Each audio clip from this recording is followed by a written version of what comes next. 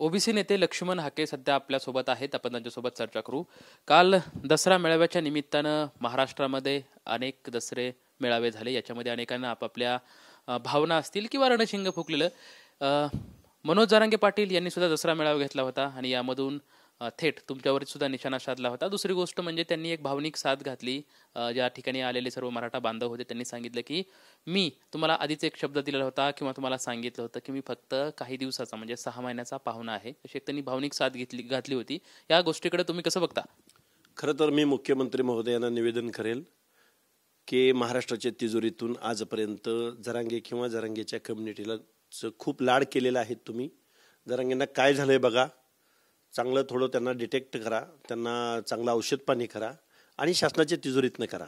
आम्ही ओबीसी बांधव या दृष्टिकोनातून मुख्यमंत्र्यांना आम्ही एक निवेदन देऊ की जरांगेंच्यावरती चांगले उपचार करा आणि तिजोरीतले पैसे घालवा आणि या माणसाला चांगलं ठेवा. पण त्याचवेळी आम्ही त्यांना सांगू की ओबीसीचं आरक्षण टिकू द्या आणि ओबीसीच्या अनाथ माती कालवण्यापासून या माणसाला थोडीशी समज द्या. काल त्यांनी बोलत असताना बऱ्याच गोष्टी म्हणजे काही शिवराळ भाषेत सुद्धा त्यांनी पंकजा मुंडे असतील किंवा अनेकांवरती निशाणा साधला. त्यांनी पंकजा मुंडे यांना नाकतोडी सुद्धा म्हटलं. त्याचबरोबर ती म्हणजे 30 वर्ष आम्ही तुम्हाला काय म्हणजे एक असंविधानिक शब्द सुद्धा त्यांच्यासाठी वापरला होता. या त्यांच्या वक्तव्याकडे तुम्ही कसं बघता?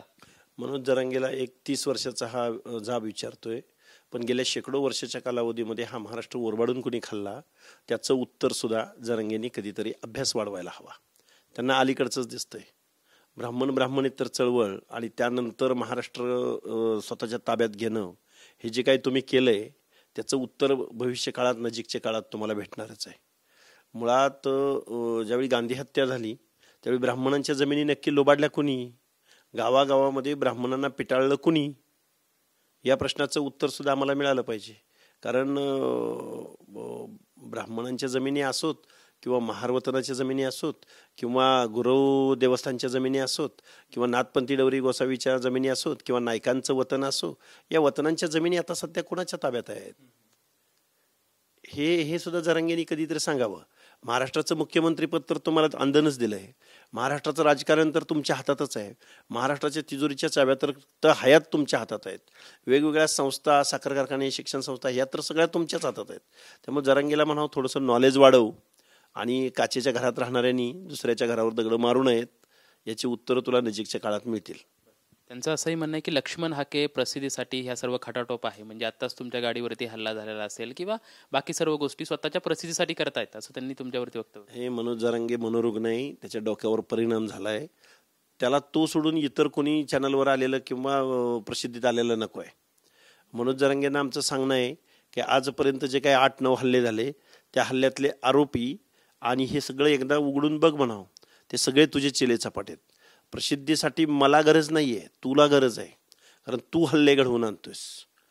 त्यात कोंडरे बिंडरे कोणतरी आहेत आणि तूच म्हणालास की 72 पैकी दोघांना मारलंय, अजून 70 जणांची यादी तयार ठेवा. आणि हे सगळं एकदम निकृष्ट दर्जाचं राजकारण जरांगे खेळतायत. महाराष्ट्रामधलं सामाजिक स्वास्थ्य बिघडवत आहेत, जातीमध्ये भांडणं लावत आहेत. आरक्षणाची लढाई खरं तर गुद्द्यावर कुणी नेली, शिवराळ भाषा कुणी वापरली. त्यामुळं जरांगेच्या महाराष्ट्र शासनानं जरांगेचा वेळीच इलाज करावा, नाहीतर महाराष्ट्र हे राज्य, प्रगत असणारं राज्य हे अराजकतेकडे जाईल.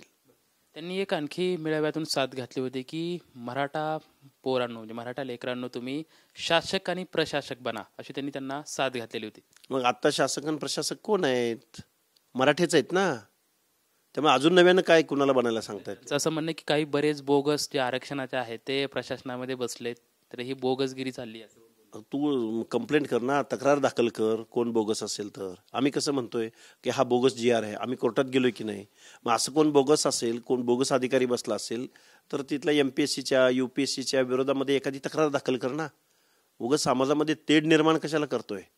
त्यामुळं जरांगे हा पक्का पिसाटलेला माणूस आहे, पक्का जातीयवादी माणूस आहे आणि याच्या जातीयवादामुळं महाराष्ट्राचं मात्र वाटोळं होणार आहे हे मी निश्चित सांगतो. उद्या वर्षा बंगल्यावरती ओबीसी नेत्यांची बैठक बोलवली. या बैठकीच्या संदर्भात तुम्हाला काय आमंत्रण आले का? मला वडेट्टीवार साहेबांकडून मेसेज आलेला आहे, परंतु शासनाकडून तर मला कुठलंही तसं निमंत्रण आलेलं नाही. मी थोडंसं ऑब्झर्व करतो, चेक करतो आणि मग मी जाईन. बोलवलं असेल तर नक्की जाईन.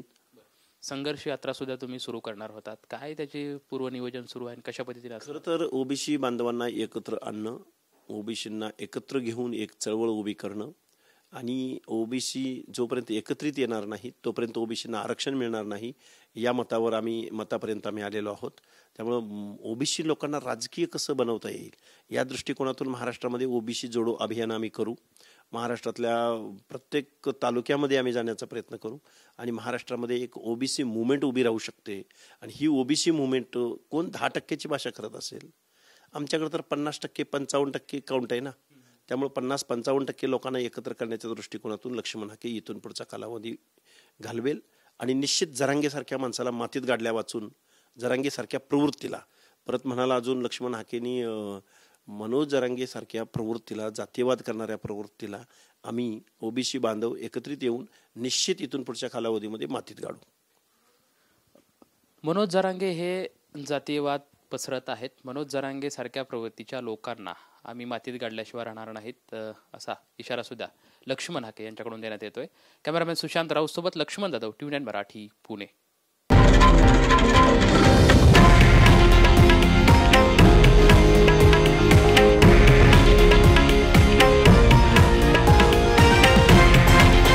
हे आहे देशातील नंबर 1 न्यूज नेटवर्क आणि आपण पाहत आहात TV9 मराठी, एकमेव.